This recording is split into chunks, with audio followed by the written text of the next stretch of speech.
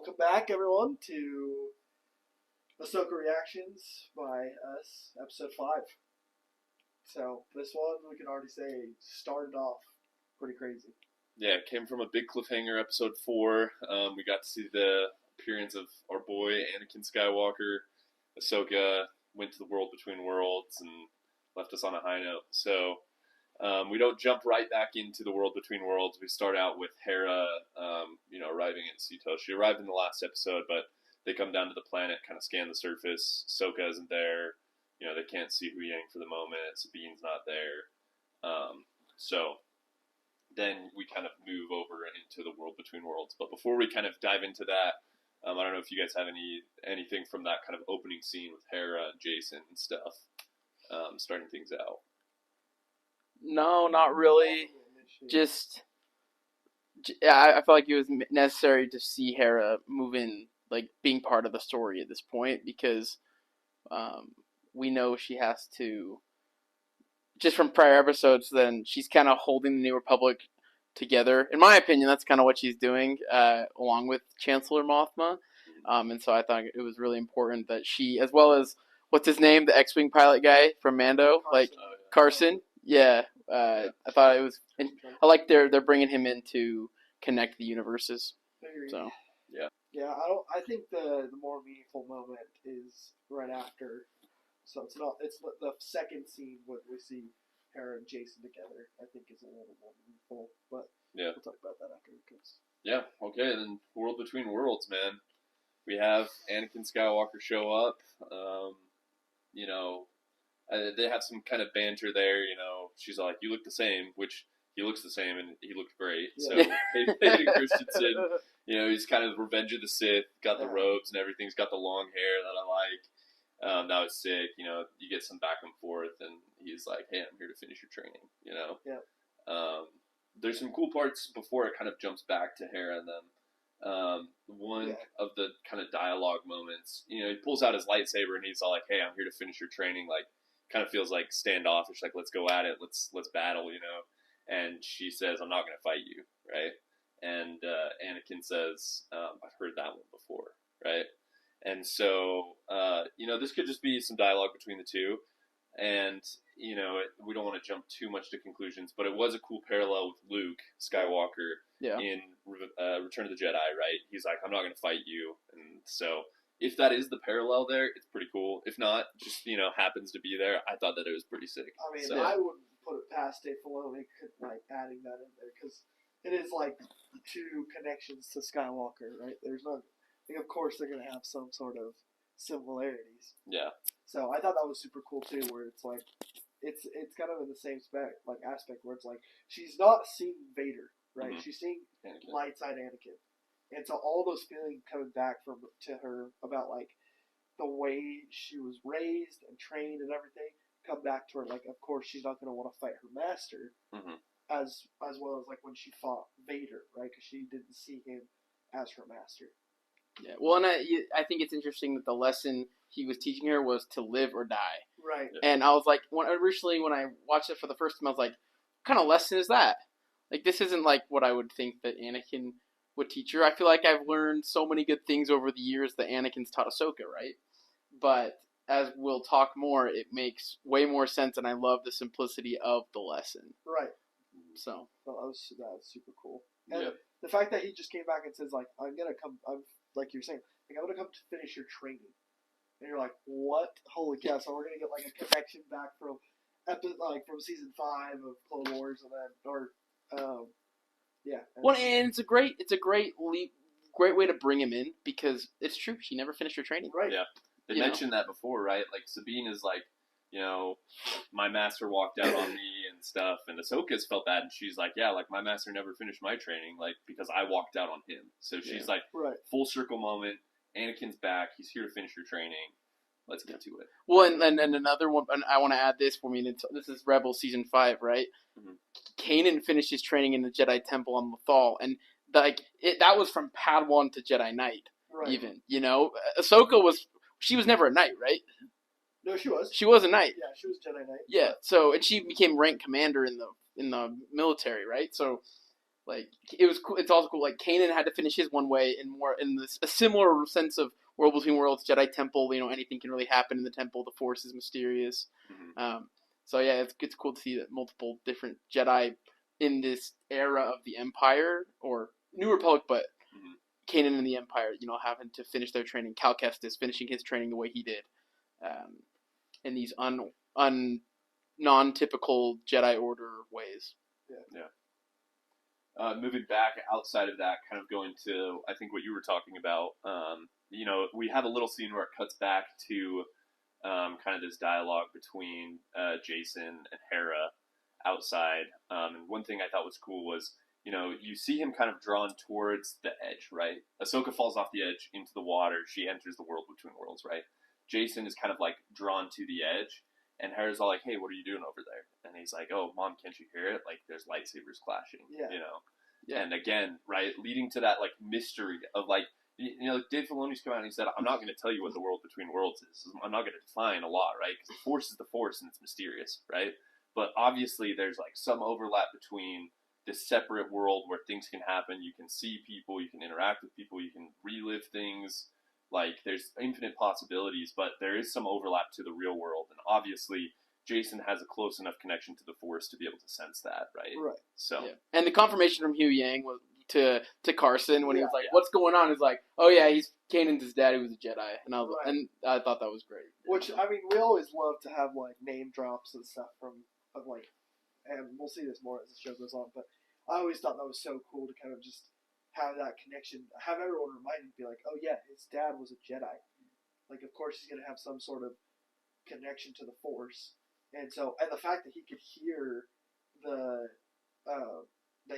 like this lightsabers clashing, which was a cool part in itself, right? Like when Anakin was just like, "Oh, I'm gonna teach you to live or die," and she's like, "I'm not gonna fight you," and then he ignites his lightsaber and then goes for like a quick attack, right?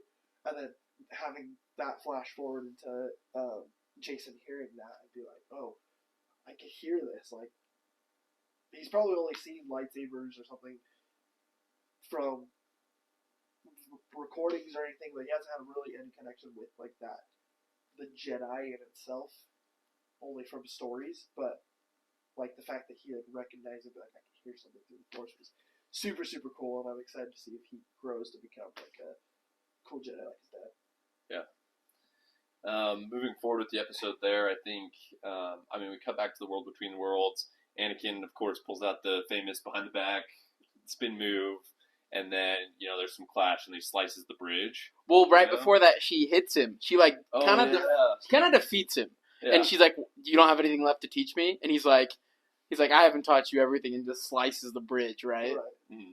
And then it's all foggy or whatever it is, dusty, and you finally zooms in on her, and it's season 1 or 2 Ahsoka, right? Yeah. Clone Wars.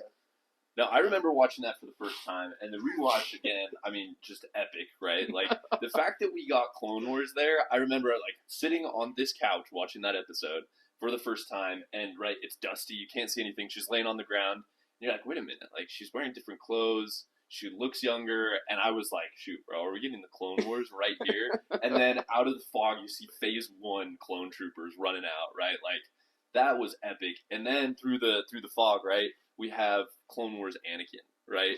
Yeah. Short hair, clone armor, like Clone Wars armor, right? Yeah, like, and again, right? Like, I think this show has done an excellent job. Hayden Christensen looked the part. He acted the part.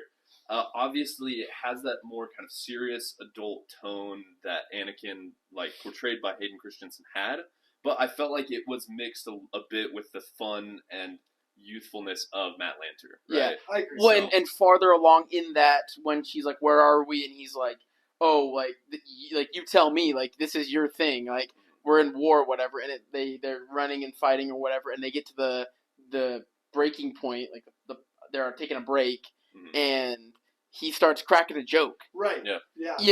And she's like, "How could you joke right now?" And he's like, What do you want me to do? Like, I don't know, just the banter, the classic Clone Wars, Ahsoka, Anakin, banter that we love.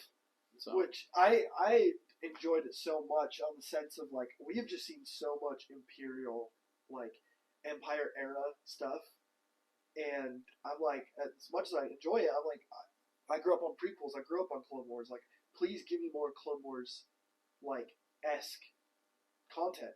And Dave Filoni delivered. Like the fact that we got to see live action Clone Wars and be like, holy cow! I felt like I was transported back to 2007, 2008, right when Clone Wars came out, and I'm just like, holy cow! This is it. Like, this is what I've been dreaming of, seeing live action. And the fact that he was able to bridge both worlds in a sense of like bridging Ahsoka the show with again Clone Wars and the live action to animation, right? Where we see it's not Anakin from the Clone Wars or from Attack of the Clones in his garb. Mm-hmm. It's Anakin from the Clone Wars from between the times. And so it's like Dave Filoni connecting that with his live action world.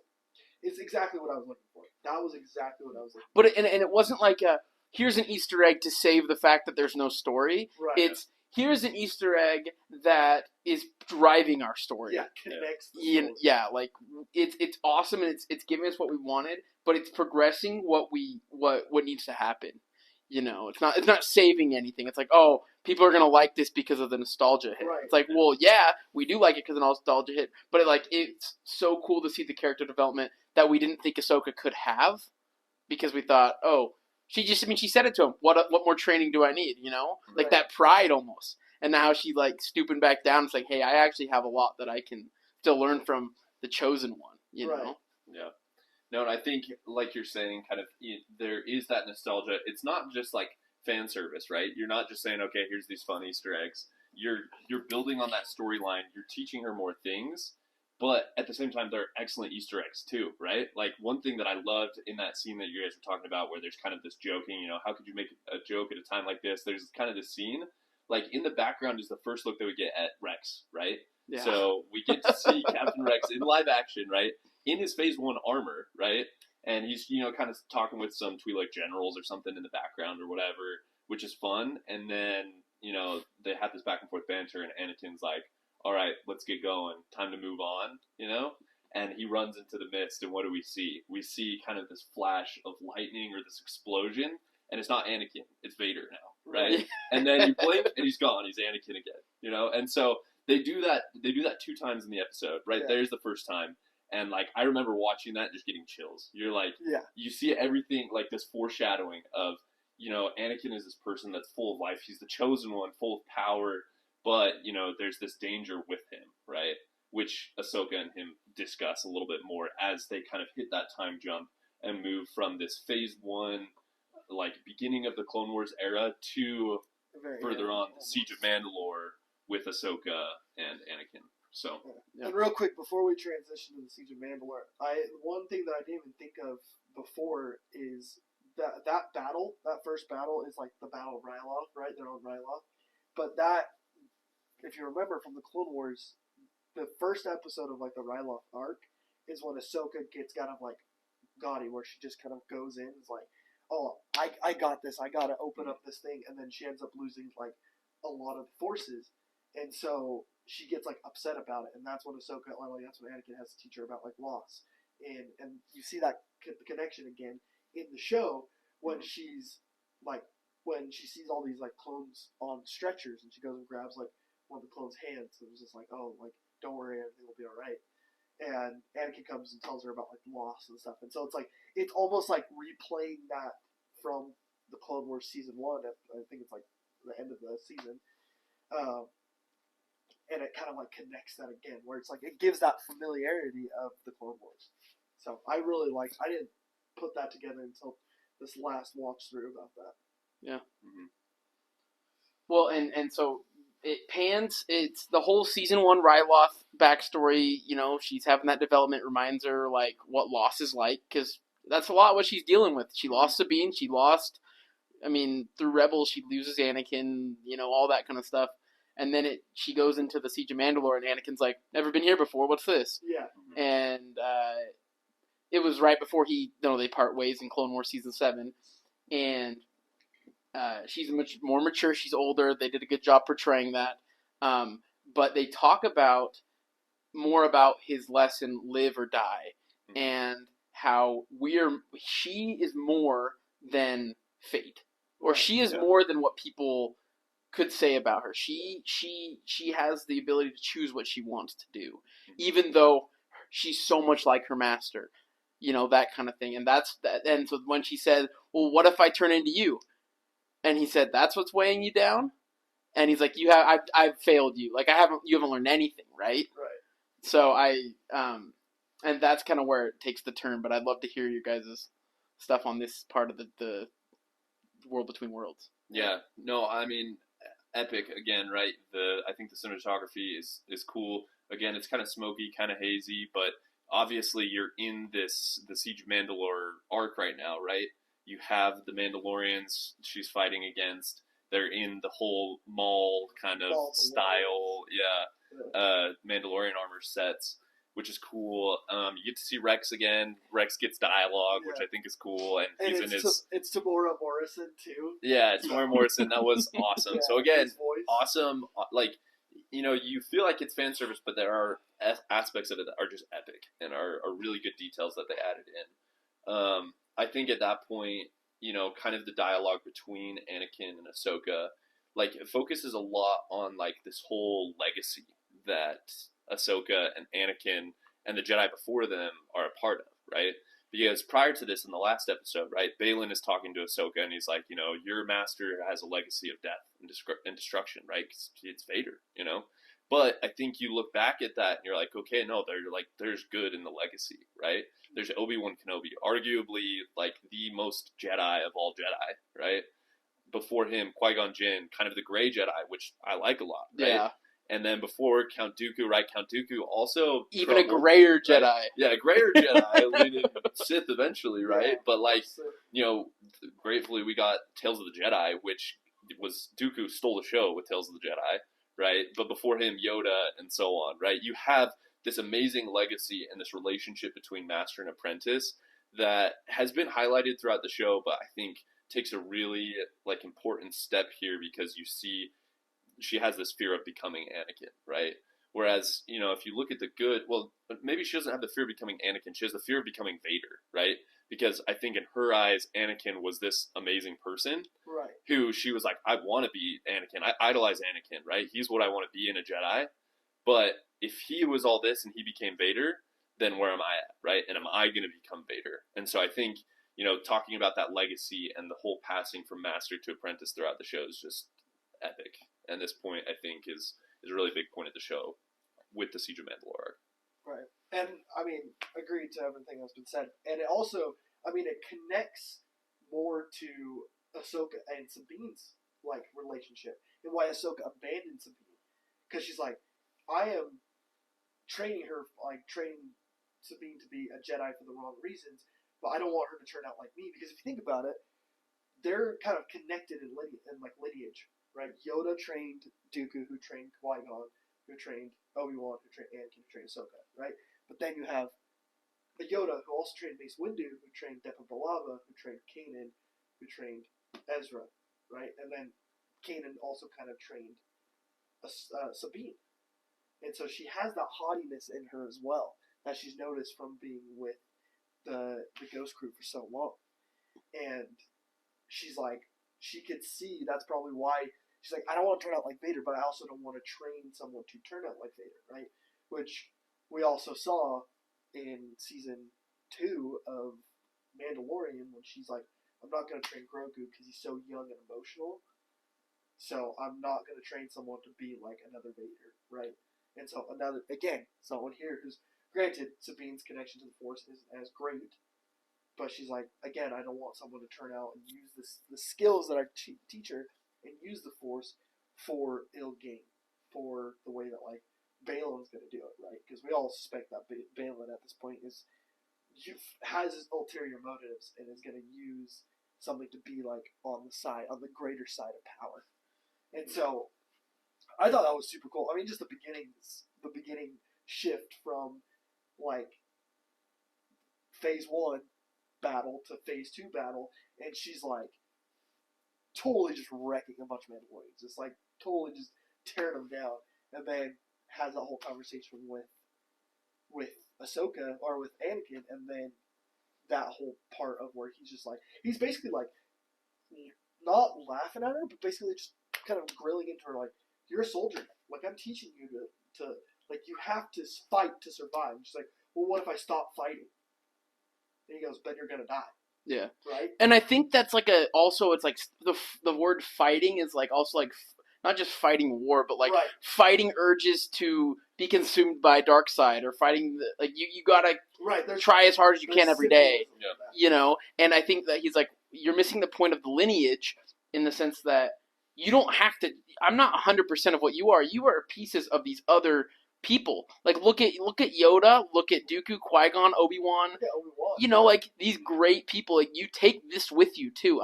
It's not just 100% me. And even then, like, you take what's great from me, and you're trying to harness it all together, choose to live that way, you know? Which, it kind of leads into it, because if you think of it, like, that's what he's trying to teach you, but from that aspect, from that scene, everything kind of goes downhill from there, right? She's talking about how this wasn't like a battle that he was used to, like, this is all she's doing is fighting and all that stuff, and then Anakin's like, well, alright, you don't understand yet, let me teach you further. And then that's when you see, like, the whole transition from him being, like, episode 3 to, like, end of episode 3, Vader ignites lightsaber, it's red. It's clean. So clean. It's so clean. So clean. And then that's when they start fighting again, right? Well, yeah, they're fighting, and then he kicks her back into the world, and then while he's walking in, it's doing the lightning thing again, and it switches flash of Vader back and forth. But it's like red lightsaber, like full. He's Vader now, right? Yeah. And that was so clean. Yeah. That part is super cool because I chills again because I'm like, holy cow, here it is. Where, like, presumably she's 18 at the end of, like, what was it? She's 17 at the end of Clone Wars? I don't know. I don't remember. But she's I can't remember the exact age. She's young at the end of Clone Wars. And now she's like a grown adult. Like, she is like in her 40s or something. Yeah. So presumably, it's been a long time since Vader's been dead, right? But here he is back again. Like, even though the Empire and the Emperor and Vader are all gone, the remnants still live with everyone, right? And they can't, like, escape it. And so that was a cool part too. It's like we get to see that again, of like, this really messed her up. Like, she's really taken aback by the loss that she has from Anakin, knowing that Anakin turned into something like a monster. Okay, here's another tie-in. It's a similarity to me in the Kenobi show. Kenobi is, how long has Anakin been dead in Ahsoka in this series versus how long it's been? It was 10 years for the Kenobi show. Kenobi thinks he killed Anakin, and he's in, deep remorse, cuts off the Force, all that kind of stuff. Very similar responses or reactions to Anakin in their life, right? And I think I love that so much because it's like, I think the buildup of all three of them together in Clone Wars, and then the whole Mortis series, we're going to talk a lot more about that coming forward, but like the connection between those three people in the Star Wars universe is just so strong, it can like change your nature. Right. And I think that's what we're going to start seeing. We're going to talk about it in a little bit in this episode, Ahsoka's nature change with her reconnection to Anakin from this World Between Worlds encounter. And from the acceptance that she wasn't the reason he turned to Vader. Same, yeah, and that's the same with Kenobi, right? Right, exactly. After Kenobi was, like, after that whole dialogue with Vader, being like, you didn't kill Anakin, I did, right? Yeah. Which is cold in itself, but then Kenobi realizes, yeah, you're right. The man that I knew would never stoop this low. So you must have done, like, there must have been something that changed, and then that's when he, like, turned into his, whatever, God mode, Force abilities. It just makes you a little bit curious with the Season 2 finale ending of Rebels, when they have their dialogue on Malachor, because she says that she's going to avenge Anakin's death, and it's like, okay, so she at this point understands that Anakin is gone, but she hasn't overcome the fact that if it was her fault or not. And I think that is the part we get from this show, the Ahsoka series, in this episode, that, oh, hey, she's still dealing with this Season 2 finale encounter, and then it's coming to an end. Like, she's getting closure. Right, exactly. I think that's the whole point of this whole thing. Is just she's finally coming to terms with the way that the like history is gone, and it's not like, and her part in it isn't like it's her fault, but that it just had to happen, right? I just was saying she ends and he like his eye when he's fighting her at the end, his eyes are like episode 3, and she says, "I choose to live." She like lesson learned, right? And he looks down, he looks back up, and his eyes are back normal, and he's like, "There's hope for you yet," or whatever, and then he's gone. You know. Well, and even before that, when she like takes his lightsaber and like puts it up too, and she like leans in, and then her eyes turn too. Yeah. That was crazy because I was like, "Holy cow!" Like again, it's this whole thing of just like trust everyone, but don't trust the demon inside them, right? Where it's like that whole thing. Everyone has a dark side within them, but it's like your choice to let it out or not.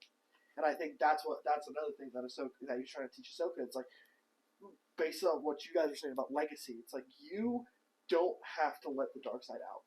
Like, just because I did, and just because Count Dooku did, doesn't mean that you have to.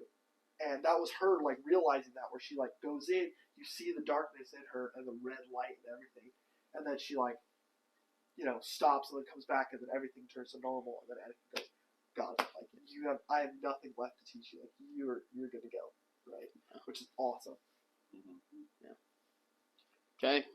Yeah. Any other things from World Between Worlds? Nope. I think that's it. All right. Just that I think our Tales of the Jedi episode breakdowns are we need to really talk about that dynamic in the one episode with Dooku and Windu working together, both being from the same master, but like opposites. Yeah. I don't know. Great dynamic. I just was thinking about that, but. Yeah, no, we'll definitely have to talk more about Count Dooku in future episodes for sure. So moving past the World Between Worlds, obviously because of this kind of connection with Jason, Hera's all like, "Oh, let's do the low sweep over the water." They find Ahsoka, she's floating around, and then we get possibly, in my opinion, one of the most cursed Star Wars images, which is the Ahsoka without a headdress. Oh, horrifying. And it was quite terrifying. It was bad. Yeah. In my opinion. I don't know. Maybe Jason liked it. No. Yeah, I don't think any more needs to be said on it. It was it just terrified me for. Yeah. I'm glad it was a meme that was made that didn't like really affect the plot in any way. Yeah. It wasn't like the Grand Inquisitor's head shape or like one of those things. It was more like, why the heck did they make her look like this? But like, I don't know. Yeah. So for all of you out there that were wondering what it looks like, now you know. Now you know. And we can move past that. So moving forward, earlier on in the series we discussed, does Ahsoka have psychometry? Does she not? Like, is it psychometry in the sense of like she can like Cal Kestis, right, our boy, like, can she touch a guitar and play the guitar that has been played the tune that has been played on the guitar? I don't know. Here again, after she comes out of the World Between Worlds, she wakes up, she leaves the ship, and she sees Jason and Hera, and they find the map that's been cut in half, and she picks it up and she relives the whole experience, or she at least hears through the Force what went down between Baylan and Sabine, right? And she knows that Sabine chose to go with Baylan. Right? It wasn't like, oh, they kidnapped her. Oh, no, we got to go save her. It's like, no, she went willingly, right? Which we thought was epic and was really great in the last episode. But, is it psychometry as such? I don't know. Obviously, she has some connection to the Force where she can, I would say it is. I would say it's that's exactly what it is, right? Because we know that Cal Kestis, I mean, like you're saying, like he was able to listen to the Force, hear the tune, and be able to play the tune on Sears' guitar thing. But I mean, Quinlan Voss, same thing, where he picked up the cup and he was able to see like the vision through the Force, and I think that's exactly what Ahsoka did. So like to me, that is psychometry, and I don't think there's any debate about it. But you can say what you can say about it. But the thing is, it's not crazy to me that she developed that ability because now of her renewed connection with the Force, right? Like she's opened up her mind and everything. I mean, we'll see it as the episodes progress. Like her connection to the Force is now a lot stronger. We can feel that. Yeah. And I think we see that change, like, symbolically in the episode.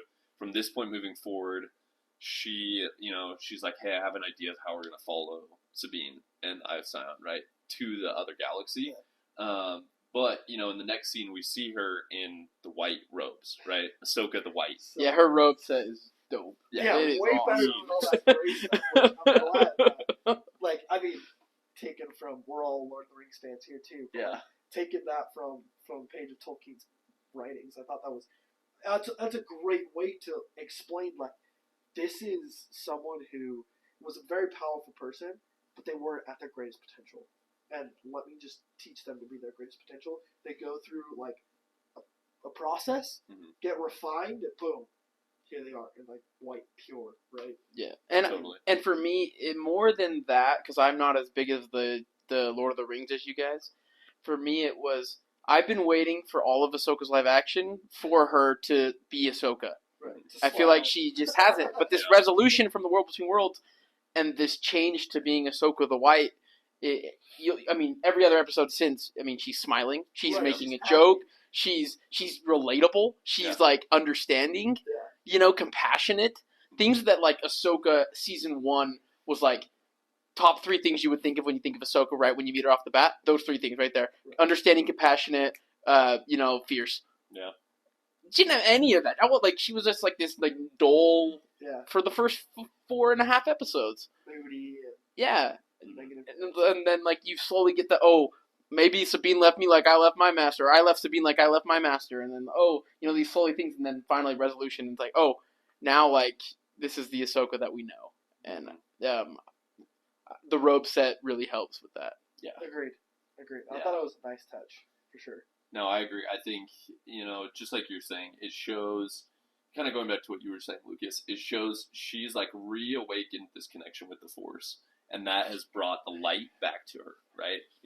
She's alive again, right? And exactly what you said. Now we're getting the Ahsoka that we grew up with, and that feels familiar to us, that we've seen in Clone Wars, that we saw, she kind of leaves a little bit, she loses that like innocence and youthfulness and childhoodness that she has in Clone Wars. In Rebels a little bit. In Rebels she seems a little bit more mysterious, a little bit more removed. She is kind of grappling with this idea of Vader being Anakin and all that. But, we see that return to, like you're saying, compassionate, understanding, all these qualities that we've grew up with seeing in Ahsoka. So, moving forward with the episode, obviously there's they decide we're gonna follow them through to the next galaxy, using the Purrgil, right? Yeah. Which I don't know how you guys felt about that. I think like plot wise, it's the only way that they get there. Right. Right. Yeah. The Eye of Sion is gone. Yeah, you can't build another I don't know what intergalactic traveling ship. Yeah, intergalactic hyperspace ring. Like, sorry, they've been working on that for years. You can't just pull one of those out of your magic bag. So it made sense for the story, and with the connection to Rebels, I liked it. I thought it was what needed to happen in order for them to push forward with the story of it. Yeah. But I don't know what you guys. I agree. The Purrgil have kept they've kept the flow of Rebels like pretty well. Yeah, they've kept it, and so it makes perfect sense. Yeah. I thought it was cool too from Tales of the Jedi. I didn't make this connection; someone else did. But in Tales of the Jedi, the first episode we see with Ahsoka when she's a youngin, she ends up taming that like lion beast thing with her Force abilities, and it's cool that they kind of brought that back in the sense where she was able to communicate with the Purrgil, kind of similar to like what Ezra does with the Lothwolves, the Lothcats. I mean, just the animals in general. The Purrgils. Kenobi does it in Clone Wars too. Right. Yeah, like that connection between the Force and creatures, right? Yeah. And so it's cool that she was able to kind of communicate with this massive Purrgil and be like, "This is what we need to deal with. Right? Bet we got you. Yeah. Get in my mouth." Yeah. No, I thought that it was epic. The whole sequence at the end when they're like, "Hey, that's the massive one that we're traveling in." It's just big Purrgil, was cool. And then, I mean, I don't know if you guys have more to say on the episode itself. I thought one kind of cherry on top is you have this whole sequence of, like the New Republic politics are getting involved. You know, you got this other ship that comes in from the New Republic that's like, Hera, we're gonna need you to stand down. What are you doing here? And you know, they're like, oh, we'll distract him so you guys can escape. Like that was just like, okay, it is what it is. Obviously, you know, we would love to see Hera go with Ahsoka to go get Ezra, right? But she's got Jason, and you're not going to take Jason to another galaxy. Cool. But she had to stay back to, like, make sure everything's okay with the New Republic. But I loved when it's like, okay, hey, you know, the Purgle are getting ready to make this jump to the next galaxy. Hu Yang's like, hey, we're about to jump. And Hera's like, hey, may the Force be with you. Like, for me, that was, like, cherry on top. This is Star Wars for me, right? Yeah. And for us, we grew up with Clone Wars. We grew up with Rebels. We grew up with the prequels. Obviously, we love the originals. We respect the classics. But, like, that for me, May the Force be with you. We're in the Purgles. Let's go get these guys was great. Yeah. So, Agreed. yeah. I don't know if you guys have anything else to add on I got that a slight. The only thing I'd add to your list is I got a slight Rogue One vibe from the May the Force be with you. Oh, You know, they say it a couple times in the end on their huge heist, right? Yeah, for sure. And I was like, okay, like, Hera's got more of a significance in the rebellion than anyone in Rogue One did. But like, I think that's the classic saying from 1977. You know, that just still lives on, and it delivered in the utmost fashion for this episode. And so I completely agree. But I think like what brings it a level deeper, right? Like you're saying. Like, especially with Rogue One and, like, all these other, you know, people in the rebellion, may the Force be with you, whatever, you know, it's like, roll tide. You know, we're in Alabama, right? Roll tide. May the Force be with you, right? But, like you're saying, you know, Hera has this connection. They've been saying it since 77, 76, whatever year Star Wars came out, right? But she has this, I think, this deeper connection to the Force through Kanan, right? She understands the Force as much as a non-Force wielder can, I think. And so for that, you know, that Kanan? I think definitely, I know. Kanan Paris or Boyd. And so for me, that you know, brought that together. So I liked that a lot. But yeah, that's a good idea. I like that. All right. Ready to do some ratings here? I'm ready. Do you want me first? Yeah, kick it off. All right, we're going perfect 10. You have to. 10 out of 10. 2 perfect Easter eggs that drove the story, didn't carry the story, it drove the story. Propelling it into the direction where we wanted to see. Ahsoka changed to being who we wanted her to be, who I've been missing her to be since 2020, and even season 5, even as long as 2014, Ahsoka's been a little bit different since she walked out of the Order. So I think this new change that we're seeing from this episode is going back to the OG, like newer Ahsoka, and I love it. And 10 out of 10 for me. Hayden Christensen killed it. Matt Lanter, I felt Matt Lanter through it, and that was what I was worried about. I was like, oh, is Hayden going to deliver on the Clone Wars level?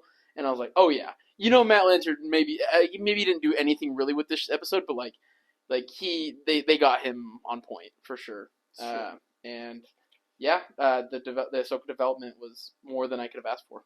So so I'll go next. Also, perfect 10. I mean, just on the sake of, again, my whole thing with the ratings have been just like, how have I felt watching Clone Wars, like, kind of, or like Star Wars before George did all the trainings with Disney, to what I've been feeling after. And I'm pretty sure I can echo a lot of Star Wars fans, rational Star Wars fans, who say that this is probably the best Star Wars we've gotten since Disney's taken over.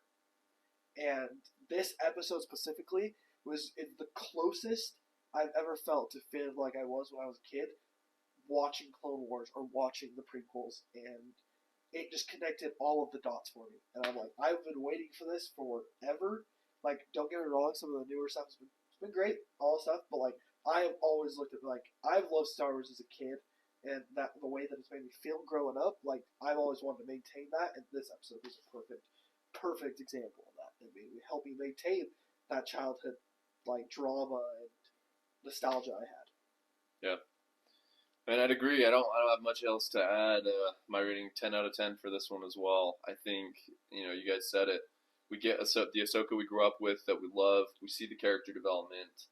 We get to see Hayden Christensen back in the role, and he absolutely killed it. the cinematography, what they chose to portray, how they carried everything out, the symbolism and the callbacks to even the original trilogy, right? We get the prequels, right? We see Anakin, it's there, but I think there is this callback to the original, what is Star Wars? And I think that it was just overall 10 out of 10, the best episode up to this point, for sure. So yeah, and for me too, you say it's a lot of nostalgia. For me, it's my 10 out of 10, my S tier Star Wars content is what do I want to rewatch, replay, relive, and this definitely hits that mark 100%. Definitely a 10 out of 10. Mm-hmm. So it's true. Perfect. All right. Well, yeah. If we don't have anything else to add, then we'll catch you guys in the next one for episode 6. Before we go, though, do you want to talk about the shirts? Oh yeah, yeah. Let's do it right now. Yeah. So our great friend Charlie makes Star Wars merch, and we purchased our 2 favorite ones, and so just wanted to give her a shout out. Thanks, Charlie. Yeah, and if you guys are looking for these dope shirts and be like, whoa, I want to catch them, I want to catch one of those, Charlie's Outpost on Etsy and on Instagram, and I'm pretty sure on all the handles. You can follow them and get the... Yeah. We'll put up pictures, too, so you can see it better. Mine's the Ahsoka Season 7 finale where she buries the troopers from the Crash Venator. Yeah, and I got mine's just Vader's helmet and his castle of Mustafar. So, and on quality shirts, quality like logos and everything. His says Vader on the side, mine says I'm no Jedi with the fulcrum symbol. So, thanks again, Charlie. Yeah, catch your stuff. It's good stuff. So, all right, see you for episode 6. Peace.